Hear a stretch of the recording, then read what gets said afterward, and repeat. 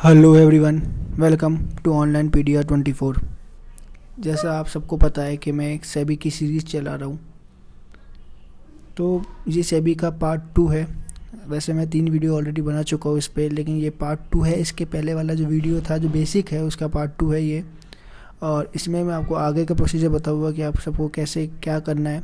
मैंने बेसिक चीज़ें उसमें समझा दी थी ऑलरेडी आपको, जैसे कुछ प्रिंट फंक्शन कैसे काम करता है, टाइप कैसे होगा, प्रिंट कैसे होगा, आपका जो उसकी वैल्यूज़ है, पाइथन कौन कौन सी लैंग्वेज को सपोर्ट करता है, आपका ये पाइथन केस सेंसिटिव होता है, और आपका जो शॉर्ट कोड्स थे जैसे शिफ्ट प्लस एंटर से क्या होगा, टैब से क्या होगा, आपको अगर हेल्प लेनी है तो आपको कौन कौन सी की दबानी होगी, ये सब चीज़ें मैं आपको ऑलरेडी बता चुका हूँ।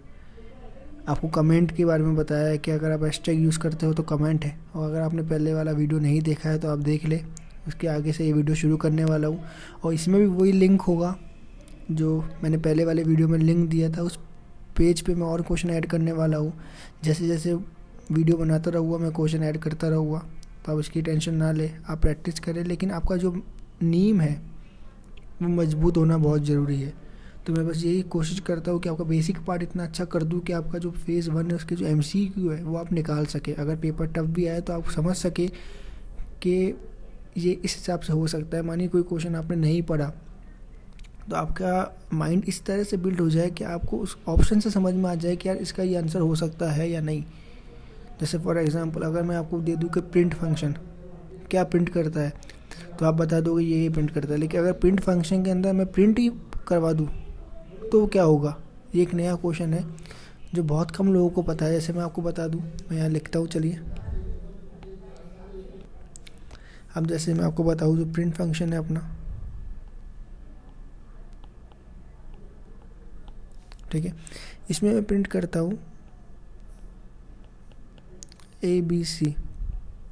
तो ये सबको पता है, ये हमारे लिए ABC प्रिंट कर देगा। ये सब चीज़ें मैं आपको यहाँ लिखवा रहा हूँ वाइट बोर्ड में, और फिर यही चीज़ मैं आपको अभी आगे सारा कोड में भी समझाऊंगा। लेकिन आपको बेसिक समझना बहुत ज़रूरी है, इसलिए मैं सब कुछ यहाँ बता रहा हूँ पहले, फिर आप कोड में समझ सकते हो। बीच बीच में मैं पॉज लूँगा 10 से 15 सेकंड का, कि आप ये सब चीज़ें नोट भी कर सके और आपको समझने में थोड़ा टाइम मिल सके। मैं जल्दी जल्दी पढ़ा दूँगा, देखिए समझ में नहीं आएगा, बार बार वीडियो देखो, कोई मतलब नहीं है। अब मैंने एक वेरिएबल लिया स्मॉल a, इसमें डाल दिया मैंने 5। मैंने वेरिएबल लिया b, इसमें डाल दिया 6, और मैंने अब प्रिंट करवाया a, तो ये प्रिंट हो जाएगा 5। मैंने प्रिंट करवाया b, तो इसमें प्रिंट हो जाएगा 6। अब मैं आप लोगों से सवाल पूछूं कि मुझे इतना बताइए कि अगर मैं इस प्रिंट में प्रिंट को ही प्रिंट कराऊँ तो क्या होगा। सोचिए, समझिए, बताइए, आराम से बताइए कि अगर मैं इस प्रिंट फंक्शन में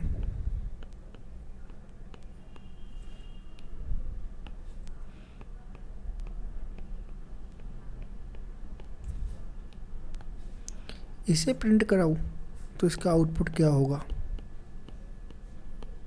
बताइए। देखिए जो प्रिंट है ये हमारा फंक्शन होता है। मैं आपको ये बात बता दूं, ये हमारा एक बिल्ट इन फंक्शन होता है, ठीक है।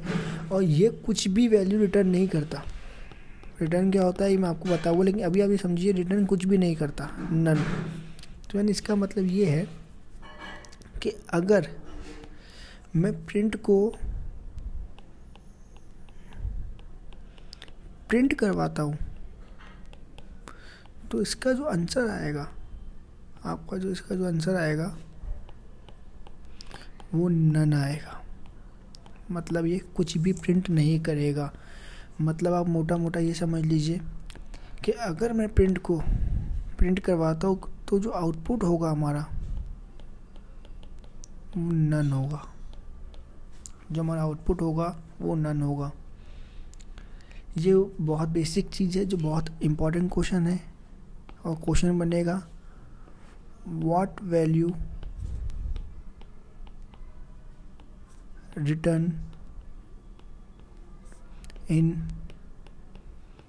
Print of print function. तो आपका जो आंसर होगा, आउटपुट होगा, वो होगा नन। ये याद रखिए, ये नन होगा। ये सब चीज़ें अभी आपको वीडियो में समझ में आ जाएगी, लेकिन जो बेसिक है वो थ्योरी पार्ट आपको कंप्लीट करना जरूरी है, क्योंकि थ्योरी के बाद ही प्रैक्टिकल समझ में आता है, वरना नहीं आता। तो आई होप आपको इतना तो समझ में आ गया होगा। अब मैं आता हूँ आपको बेसिक ऑपरेटर्स पे। जी हाँ, बेसिक ऑपरेटर्स। बेसिक ऑपरेटर्स मतलब आपको पता है कि ऑपरेटर्स क्या होते हैं। देखिए, ऑपरेटर्स होते हैं आपके प्लस माइनस डिवाइड और plus minus divide, multiply, percentage, modulus, ऐसे बहुत सारे ये आपके बेसिक ऑपरेटर्स हैं, एडिशन प्लस माइनस वाले। एक ऑपरेटर्स और भी होते हैं, वो एंड और नॉर, ये सब अलग बात है, ये मैं आगे वाले वीडियो में कवर करूँगा। लेकिन अभी जो मेन है, वो हमारा जो बेसिक पार्ट है वो ये है कि आपको जो मैथ के ऑपरेटर है, जो मतलब मैथ यूज़ करते हैं, उसके लिए ये ऑपरेटर ज़रूरी है। अब देखिए, पाइथन जो है वो सिंपल मैथ पे बेस है और सिंपल लैंग्वेज लेती है, लेकिन ये इसमें सबसे बड़ी जो मेन इंपॉर्टेंट बात है, आपको ये पता होना चाहिए कि पाइथन जो फॉलो करता है वो करता है बॉड मास। मतलब आपका पहले ब्रैकेट होगा, फिर ऑफ होगा, फिर डिवाइड होगा, फिर मल्टीप्लाई होगा, फिर एडिशन होगा, फिर सब्ट्रैक्शन होगा। मतलब अगर कोई भी सीरीज़ में plus minus divide multiply plus अगर ऐसा दे रखा है, तो सबसे पहले ये वैल्यू सॉल्व होगी, उसके बाद आपकी ये वैल्यू सॉल्व होगी, फिर ये वैल्यू सॉल्व होगी और फिर ये वैल्यू सॉल्व होगी। मतलब ये आपको पता होना चाहिए कि बॉड मास क्या होता है। पाइथन इस चीज़ को फॉलो करता है और जहाँ भी मैथ यूज होगी वहाँ ये चीज़ फॉलो होगी। तो ये बेसिक टर्म्स थे। अब सवाल ये है कि आपको दो ऑपरेटर और याद रखने हैं जो बहुत इंपॉर्टेंट है। जैसे मैंने आपको बता दिया A=5, B=3, तो और C बोल दिया A+B। तो ये कोई भी है, इम्पोर्टेंट नहीं है इतना, पर ये पता होना चाहिए कि 5+3 आपको शो कर देगा। अब आपका आंसर आ जाएगा 8। तो इसमें लिखेगी कैसे कोड, हम सिंटैक्स लिखेंगे A=5, B=3, C= हमें पता नहीं, तो हम A+B लिखेंगे और प्रिंट C। तो जब आप इसको प्रिंट करोगे तो आपको आंसर मिल जाएगा 8। ये तो बेसिक हो गया। लेकिन अगर दो फंक्शन की मैं बात करूँ जो बहुत इम्पोर्टेंट है, वो है एक परसेंटेज और दूसरा मॉडुलस। इसे बोलते हैं हमारा परसेंटेज को रिमाइंडर और इसे बोलते हैं मॉडुलस। इसमें क्या होता है, देखिए ये सबको पता है कि अगर मैं इस जगह ये यूज़ करूं कि 5/2, ठीक है, 5/2, तो सबको पता है हमारा आंसर आएगा 2.5।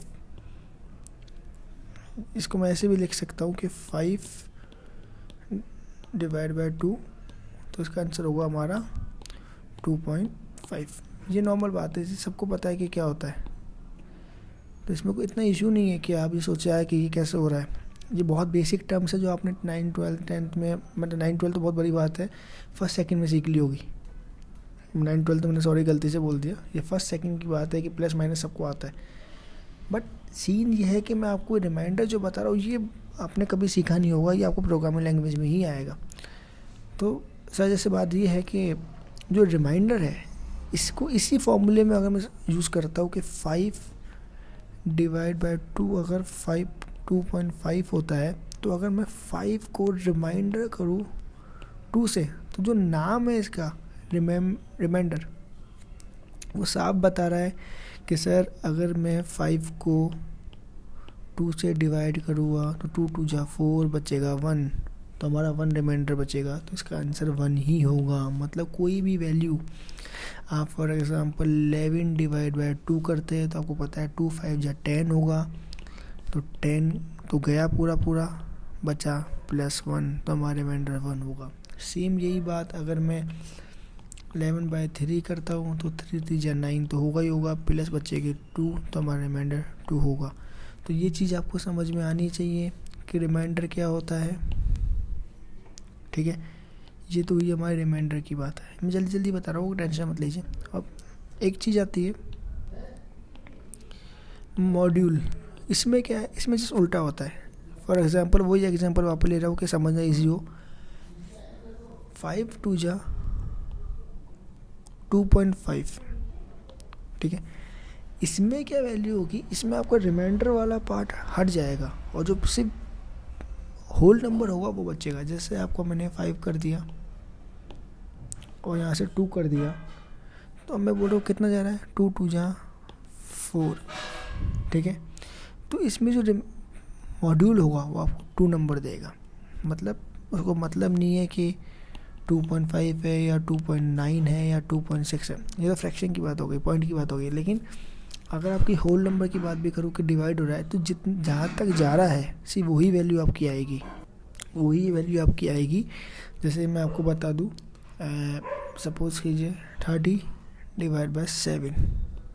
ठीक है, तो इसका जो मॉड्यूल बनेगा वो बनेगा 7 4 जा 28, 7 4 जा 28। तो इसका जो मॉड्यूल होगा वो अपना 4 होगा, लेकिन इसका रिमाइंडर जो होगा वो कितना होगा, 7 4 जा 28 बचा कितना 2, वो होगा 2। तो यानी अगर आपसे कोई पूछे कि इसका रिमाइंडर कितना होगा, इसका मॉड्यूल कितना होगा, तो रिमाइंडर तो होगा 2 जो रिमाइंडर होगा, और जो मॉड्यूल होगा वो होगा 4। तो ये बात आपको मोटा मोटा समझ में आ गई होगी। मैं फिर रिपीट कर दूँ, बॉड मास फॉलो करता है ये। ठीक है, ये बॉड मास फॉलो करेगा, ये बॉड मास फॉलो करेगा, ये आपका परसेंटेज को रिमाइंडर बोलेगा, ये साइन आपको कभी मिले, और इसको ये मॉड्यूलस बोलेगा। तो मैं एक बार लास्ट बार आपको जल्दी से ये बता दूं कि अगर कोई वैल्यू दी हुई है 2 + 5 + 3 + 4 × 2 - 1 और यहाँ मॉड्यूलस 2, तो उसका क्या वैल्यू होगा, इसमें रिमाइंडर बचेगा 0 + 5 + 3 + 4 × 2, मतलब ये हो जाएगा 8, क्योंकि और -1। अब आप इस सबको ऐड कर लीजिए, 8 और 16 -1 15 आंसर आ जाएगा। तो ये बेसिक टर्म्स है जो आपको पता होनी चाहिए, जो पूछ सकते हैं MCQ में। बहुत बेसिक से बता रहा हूँ, हाई लेवल तक लेके जाऊँगा और जल्दी जल्दी वीडियो बनाने की कोशिश करूँगा आप। तो ये तो ये हमारी नॉर्मल बात। अब मैं आपको बताता हूँ कुछ बातें जो आपको पता होनी चाहिए। जैसे एक टर्म्स में आपको हमेशा लिखवा रहा हूँ कि A = 5, B = 92, C = 47। इसमें जो A है वो क्या है, ये आपको पता होना चाहिए ना। तो देखिए, जो इसमें A है या B है या फिर C है, ये सारी की सारी टर्म्स होती है वेरिएबल। आप समझिए वेरिएबल क्या होता है। देखिए, वेरिएबल कुछ नहीं है, एक डब्बा। ठीक है, ये एक डब्बा है, एक कंटेनर है। मतलब ये कंटेनर अभी एक बंदे के पास पड़ा है, ए बंदे के पास। इसने एक चीज़ डाली, सपोज कीजिए एप्पल। ठीक है, एप्पल डाला 5 किलो। अब ये सेम चीज़ मुझे पसंद आ गई, मैंने बोला ये डब्बा मुझे भी दे दे, तो इसने ये डब्बा मुझे दे दिया। मैंने इस सेम कंटेनर में, इस कंटेनर का नाम दे देता हूँ X। ठीक है, इस सेम कंटेनर में मैंने क्या किया, अब एक नई चीज़ डाली, मैं B हूँ, वो 5 किलो तो है ही। अब उसका वो मेरे ऊपर है कि मैं उसको रखूँ या हटाऊँ। मैंने हटा दिया। मैंने इसमें 2 किलो आलू डाल दिए, पोटैटो। अब कोई बंदा और आया, उसने बोला मुझे भी चाहिए, मैंने उसको डब्बा दे दिया। वो C नाम का डब्बा, उसने उस डब्बे को पूरा खाली करके उसमें 1 लीटर मिल्क रख दिया। तो अब देखिए, ये कंटेनर है, ये कंटेनर बार बार सेम है, लेकिन इसकी वैल्यूज़ चेंज हो रही है। मतलब पहले 5, फिर 2, फिर 1। ठीक है, यानी अगर मैं मोटा मोटा बताऊँ आपको तो वेरिएबल होता क्या है, वेरिएबल मीन्स एक ऐसा कंटेनर जिसकी वैल्यू चेंज हो सकती है, हो जाती है या हो सकती है। वेरिएबल होता है जिसकी वैल्यू चेंज होती है, वो वेरिएबल होता है। मतलब वेरी मतलब चेंज होना, मोटा मोटा ये समझ लीजिए। तो जैसे मैंने आपको दे दिया कि z = 5, तो इसमें हमारा जो z हुआ वो तो वेरिएबल हुआ,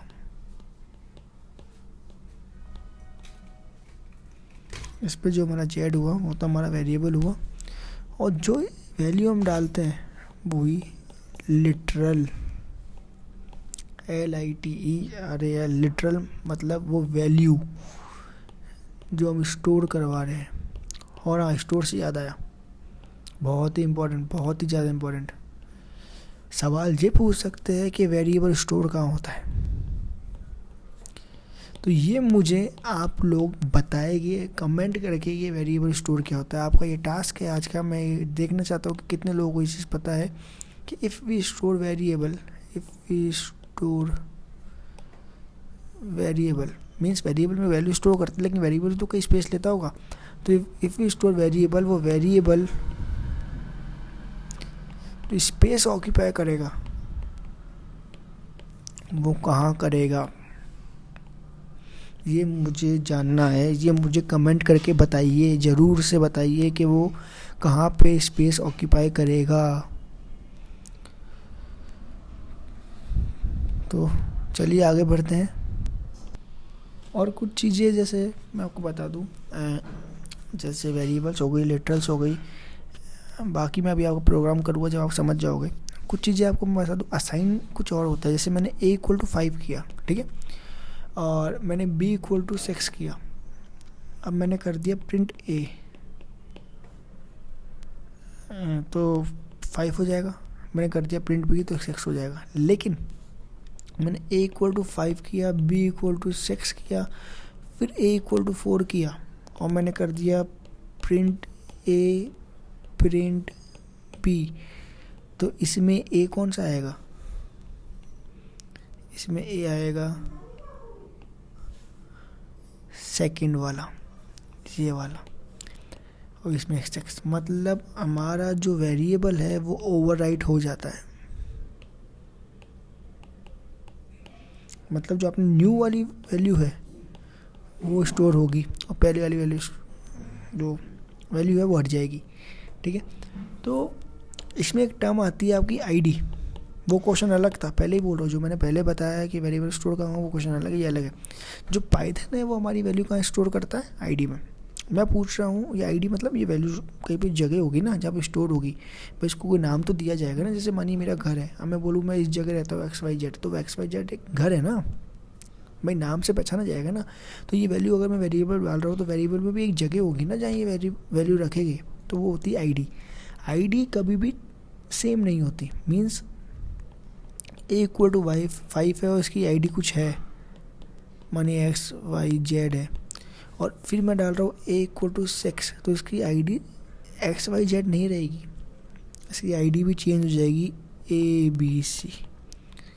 तो जैसे आप वैल्यू चेंज कर रहे हैं, जैसे आप उसमें कुछ भी डाटा चेंज कर रहे हैं, तो उसकी आईडी भी साथ में चेंज होगी। तो ये याद रखिएगा। अब आता है हमारा मेन टॉपिक जिस पे हमें बहुत फोकस करना है, वो है डेटा टाइप। डेटा टाइप, ठीक है। अब डेटा टाइप जो होते हैं वो हमारे बहुत टाइप के होते हैं।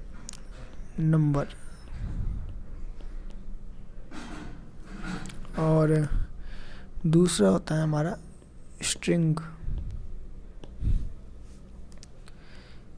तीसरा होता है हमारा इंटीजर, चौथा होता है हमारा लिस्ट, पांचवा होता है हमारा टपल, छठा होता है हमारा डिक्शनरी, और सातवां होता है हमारा सेट, और आठवां होता है हमारा बुलियन, आठवां होता है हमारा बुलियन। मतलब ये देखिए, ये वो डेटा सेट्स है जो आपको टिप्स पे याद होने चाहिए। इस पे पूरी पाइथन टिकी एक तरह से समझ लीजिए आप। सॉरी थोड़ा साउंड आया उसकी वजह से, लेकिन इस पे पूरी पाइथन है, ये समझ लीजिए आप।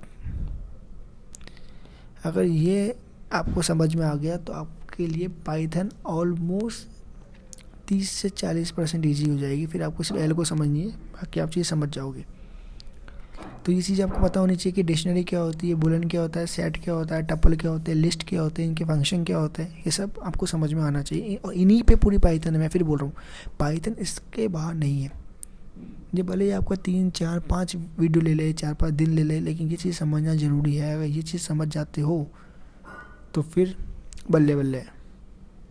मैं सोच रहा हूँ वीडियो लंबा हो रहा है, तो इस वीडियो को मैं यहीं ख़त्म करता हूँ और इसके जस्ट बाद में आता हुआ था कि वीडियो अपलोड कर रहा हूँ। आप रुकिए, वेट करिए, है ना। उस वीडियो को अपलोड करने के बाद मैं आपको प्रैक्टिकल अप्रोच बताऊँगा उसमें, जो मैंने अभी तक पढ़ाया। ये पूरा का पूरा वीडियो मैं आपको प्रैक्टिकल अप्रोच में समझाता हूँ इसके जस्ट बाद। आई प्रॉमिस, टेंशन मत लीजिए, क्योंकि ये वीडियो ऑलरेडी 20-21 मिनट का हो चुका है। मैं ज़्यादा बताऊँगा तो आपको प्रॉब्लम होगी, तो मुझे नहीं लगता कि इतना लंबा वीडियो बनाने का कोई सेंस है। हाँ, आप अगर चाहते हैं, डिमांड चाहते हैं कि मैं आपको लॉन्ग वीडियो बनाऊँ, तो आप मुझे कमेंट करके बताइए कि सर मुझे ना लॉन्ग वीडियो चाहिए। वरना मेरे हिसाब से तो ये है कि ये वीडियो अगर आप 20-22 मिनट तक मैं पढ़ाता हूँ विद प्रैक्टिकल ट्रेनिंग, तो वो इनफ होना चाहिए। क्योंकि यार रिटेंशन पावर होती है कि इंसान की 15 से 20 सेकेंड से 2 मिनट 3 मिनट अच्छे से अच्छे आदमी की भी वो बोर होने लग जाता है। फिर वो कॉन्सेंट्रेट करता है, फिर वो इधर उधर की बातें करता है, फिर वो रोकता है, फिर इधर उधर की बातें करता है। तो ये सब नहीं करना। So that's the main issue which I want to say, कि ऐसा ना करें। और बस यही बोलूँगा कि फोकस करिए अपने आप पे, और जो मैं आपको बता रहा हूँ उसका नोट्स बनाते रहिए, और क्वेश्चन उसमें आपको अपडेट मिली जाएगी। तो don't worry, I am with you. And for the English users, I have make another video also. Don't worry for that. So I am say that data types, number, string, integer, list, tuple, dictionary, set and boolean, they all are data types.